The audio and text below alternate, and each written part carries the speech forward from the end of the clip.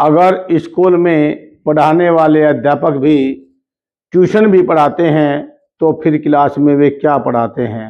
या क्लासरूम में बच्चे को ट्यूशन के लिए प्रेरित करते हैं या सिलेबस समय पर पूरा नहीं करते जिससे बच्चा ट्यूशन के लिए बाध्य हो जाए, या फिर बच्चों को प्रैक्टिकल में नंबर अधिक दिलवाने के बहाने परीक्षा में ज्यादा नंबर दिलवाने का झूठा सपना दिखाते हैं।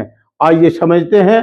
प्रिय अभिभावकों, एक सीधा सा सवाल है, अगर स्कूल का अध्यापक शाम को ट्यूशन भी पढ़ाता है तो वो क्लास में क्या करता है? सोचिए जरा। सुबह स्कूल में किताब खुलती हैं, बोर्ड भरता है, पीरियड खत्म होता है, लेकिन बच्चे की पढ़ाई अधूरी रहती है।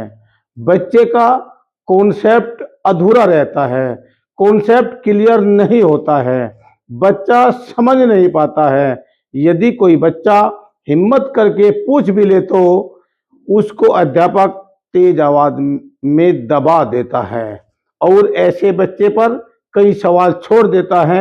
इसलिए अध्यापक के डर से कई बच्चे तो चाहकर भी कोई प्रश्न नहीं कर पाते। फिर कहा जाता है बच्चा कमजोर है, ट्यूशन लगवा दीजिए।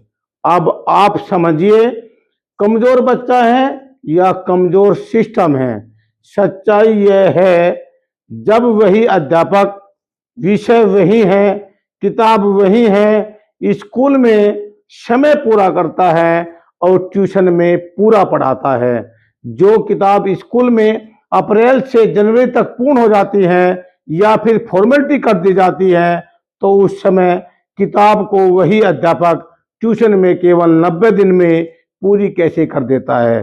अब सवाल अध्यापक पर नहीं, सिस्टम पर उठता है। बच्चा पूरे दिन स्कूल में रहता है और फिर शाम को ट्यूशन जाता है, रात को होमवर्क करता है, तो बचपन कब जिएगा?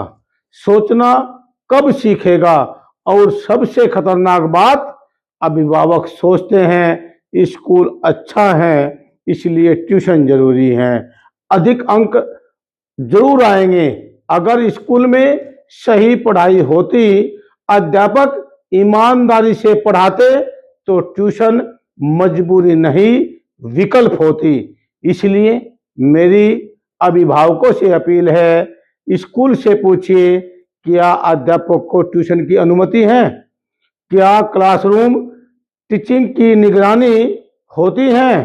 क्या बच्चा ट्यूशन में पास हो सकता है? याद रखिए, जहां ट्यूशन सिस्टम फलता है वहां क्लासरूम मरता है। यदि शिक्षा दुकान बन जाए तो बच्चे ग्राहक नहीं शिकार बनते हैं और आगे चलकर बेरोजगार बनते हैं। यदि वीडियो ने आपको कुछ सिखाया है तो इसको अन्य पेरेंट्स तक शेयर जरूर करें।